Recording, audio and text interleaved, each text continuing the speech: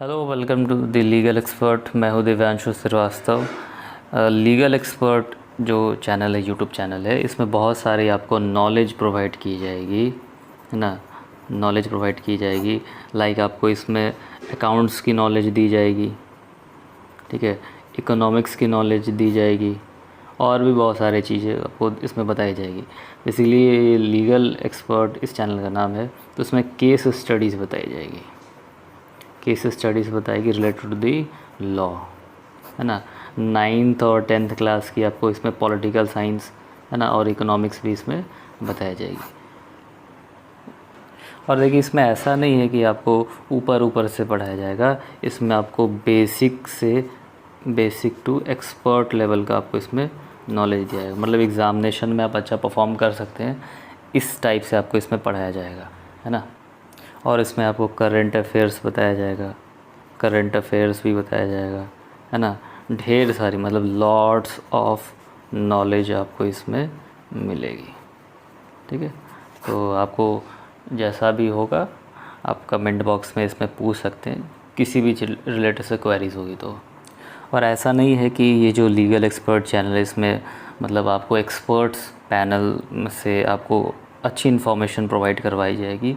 बहुत ही detail studies में आपको ये सारी चीज़ें बताई जाएगी, है ना। आपको समझ में भी आएगा। और अब तो अगर आपको कोई किसी भी चीज़ में कोई प्रॉब्लम होगी तो आप इसमें बेसिकली आप कमेंट बॉक्स में लिख सकते हैं, है ना। तो अब बढ़ते हैं आगे की तरफ।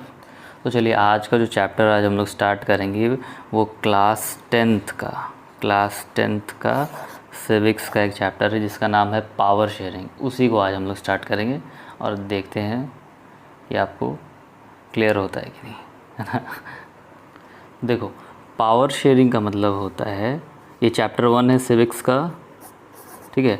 पावर शेयरिंग का मतलब होता है कि जो भी पावर्स मिलते हैं, है ना, उसको क्या किया जाएगा, उसको डिवाइड किया जाएगा, ठीक है।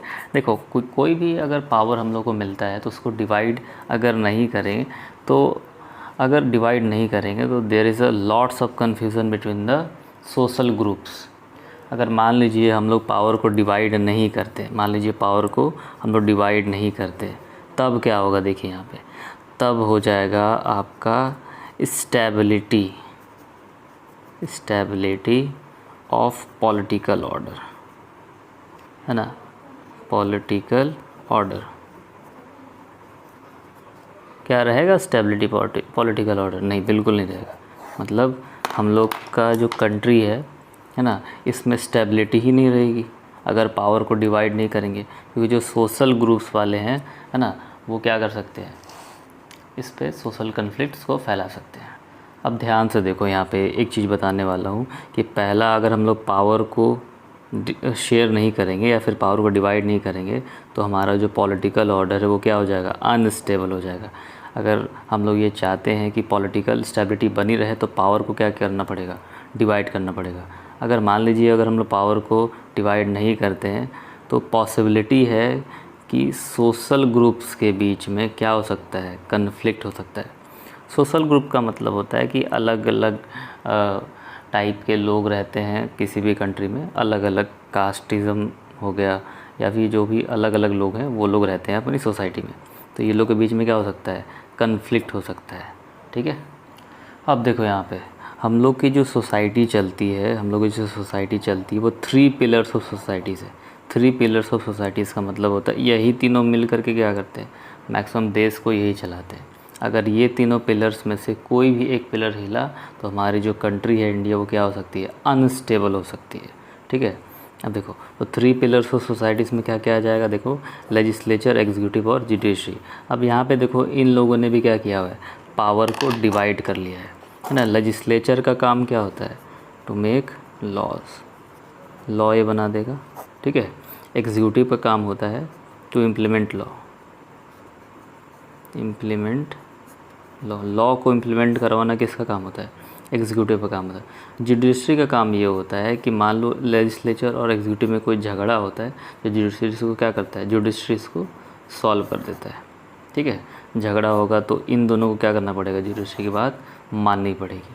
तो जो लेजिस्लेचर होता है वो लॉ बना देता है, एग्जीक्यूटिव क्या करता है, जो ये लॉ बनाएगा लेजिस्लेचर, एग्जीक्यूटिव को उसको इम्प्लीमेंट करवाना पड़ता है ऑल ओवर द कंट्री, ठीक है। और जुडिशरी का काम क्या होता है कि लेजिस्लेचर और एग्जीक्यूटिव में मान लीजिए कोई झगड़ा होता है तो इसको क्या करता है, ये सॉल्व कर देता है। अब यहाँ पे देख लो आप लोग कि ये तीनों का ही क्या किया गया है, पावर को डिवाइड किया गया, इट मीन्स पावर को शेयर कर दिया गया। अब तीनों का अलग अलग रोल होता है। अगर मान लीजिए इसमें से कोई एक जुडिशरी बोलता है नहीं मैं तीनों ही करता, तो थोड़ा सा प्रॉब्लम हो सकता था, है ना। इसलिए गवर्नमेंट ने क्या किया है कि पावर को डिवाइड कर दिया है। लेजिस्लेचर को कह दिया है कि तुम्हें काम करना, तुम लॉ बना देना। एग्जीक्यूटिव को कह दिया है कि तुम उस लॉ जो ये लेजिस्लेचर लॉ बनाएगा ना उसको क्या करना, लॉ को इम्प्लीमेंट करवा देना। और जुडिशरी को कह दिया है कि मान लो कोई झगड़ा होता है तो जो झगड़े होंगे उसको क्या करना पड़ेगा, सॉल्व करना पड़ेगा। जुडिशरी का काम क्या होता है, जस्टिस देना, जस्टिस देना होता है, ठीक है। जस्टिस देना होता है, जुडिशरी का काम करना क्या होता है, जस्टिस देना होता है, ठीक है। अब ध्यान से देखो, अगला टॉपिक है हम लोग को इन दोनों के बारे में पढ़ना है, मतलब बेल्जियम और श्रीलंका के बारे में पढ़ना है हम लोग को, है ना, कि इन लोगों ने अपने पावर्स को कैसे शेयर किए हैं, ठीक है। तो पहले बेल्जियम के बारे में पढ़ेंगे, उसके बाद क्या करेंगे, श्रीलंका के बारे में पढ़ेंगे। देखो ध्यान से देखो, बताया था कि बेल्जियम क्या है, एक ऐसी स्मॉल कंट्री है जो कि कहाँ पे है, यूरोप में है।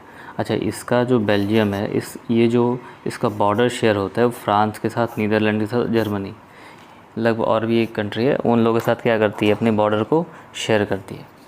बेल्जियम का जो पॉपुलेशन है ना, लगभग कितना है, 1 करोड़ के आसपास है, ठीक है।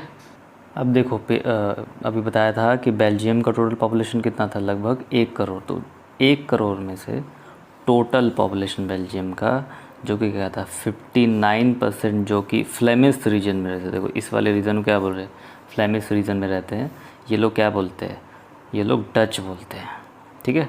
ध्यान से देखो, यही है बेल्जियम में, जो हल्का सा रफ डायग्राम बनाया मैंने, तो ये बेल्जियम है मान लो, और इसमें ये जो फ्लेमिश रीजन, ये वाला फ्लेमिश रीजन में जो लोग रहते हैं वो लोग क्या बोलते हैं, डच बोलते हैं, ठीक है। और बाकी का जो वॉलियन रीजन, ये वाला जो वॉलियन रीजन है, इस पर 40% लोग क्या बोलते हैं, फ्रेंच बोलते हैं, ठीक है। और बाकी जो 1% बच गए, है ना, वो लोग क्या बोलते हैं, जर्मन बोलते हैं, ठीक है। ध्यान से देख लो, यही है क्या, बेल्जियम, मैंने एक रफ डायग्राम बना दिया। तो ये बेल्जियम है, इसमें ये वाला पार्ट क्या है, फ्लेमिश रीजन है, ठीक है। और इसमें 59% लोग क्या बोलते हैं, डच बोलते हैं, ठीक है। और बाकी का जो ये फ्लेमिश रीजन है, इसमें 40% लोग क्या बोलते हैं, फ्रेंच बोलते हैं, ठीक है। और बाकी के 1% क्या बोलते हैं, जर्मन बोलते हैं, ठीक है। अब देखो, ये तो क्लियर हो गया था तुम लोगों को। अब देखो, ये जो बेल्जियम है ना, ये बेल्जियम है, इसकी कैपिटल है ब्रसल्स। यहाँ पे ब्रसल्स बना दिया मैंने, ठीक है। अब बेल्जियम की कैपिटल क्या है, ब्रसल्स, ठीक है। अब ब्रसल्स में क्या है कि 80% लोग क्या बोलते हैं, फ्रेंच बोलते हैं, और बाकी के 20% क्या बोलते हैं, डच बोलते हैं। मतलब जो कैपिटल है बेल्जियम का, वहाँ पे फ्रेंच बोलने वाले ज़्यादा हैं और डच बोलने वाले कम है, ठीक है।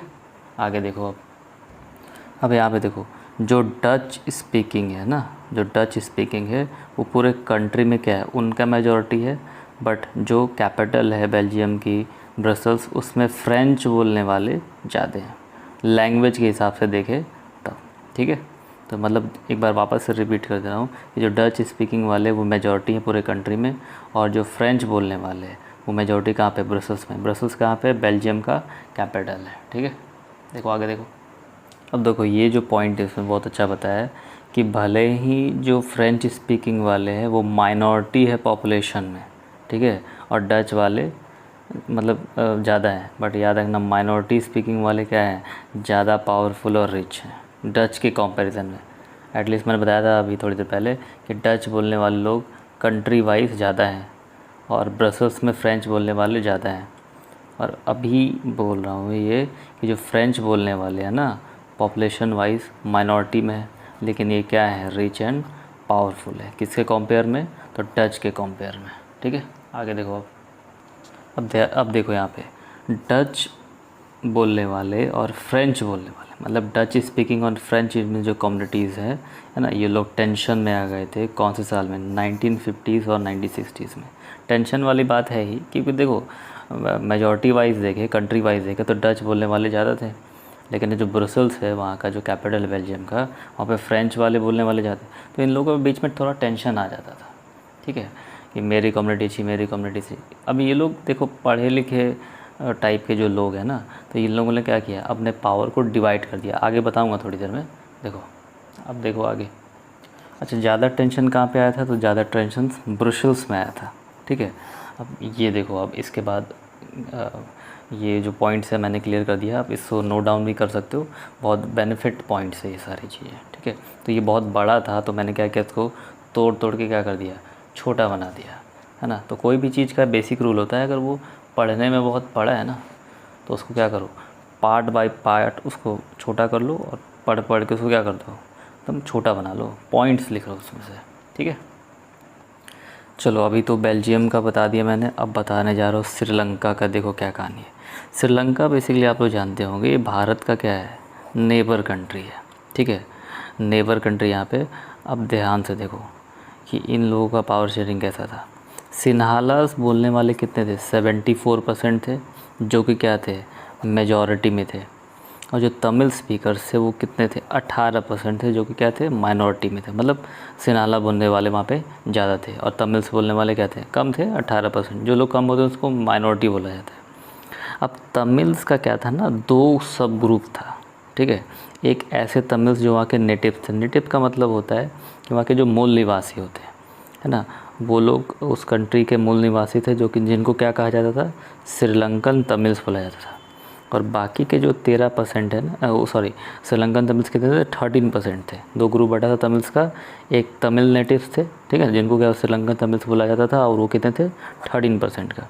और बाकी के जो बच गए 5%, उनके 4 फादर, जो उनके पूर्वज थे वो क्या थे, माइग्रेट कर गए थे, मतलब भारत से श्रीलंका गए थे वहाँ पे काम करने के लिए, ब्रिटिश रूल के टाइम पे गए थे, और वो लोग क्या हो गए, वहीं पे सेटल्ड हो गए। तो उनको कहा गया इंडियन तमिल्स, यहाँ लिख लो आप, उनको कहा गया, उनको बोला गया इंडियन तमिल्स, ठीक है।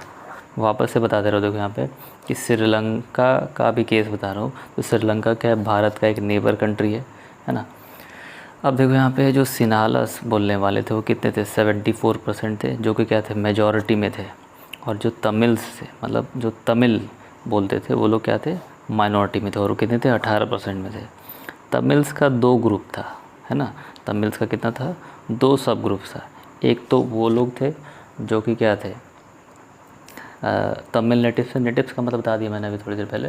नेटिव्स का मतलब होता है कि जो वहाँ के मूल निवासी होते हैं, उनको कहा जाता है श्रीलंकन तमिल्स, और वो कितने थे, 13%। और बाकी जो 5% तमिल थे, उनके जो 4 फादर्स वो क्या थे, भारत में, मतलब भारत से माइग्रेट होकर श्रीलंका आए थे ब्रिटिश रूल के टाइम में, और वहीं पर ये लोग क्या हो गए, सेटल्ड हो गए। उनको क्या कहा गया, इंडियन तमिल्स, ठीक है। तो आज यहीं तक रहने देते, फिर नेक्स्ट क्लास में क्या होगा ना, मेजोरिटोरियम इन Sri Lanka पढ़ाऊँगा। So stay tuned for more videos. Thank you so much.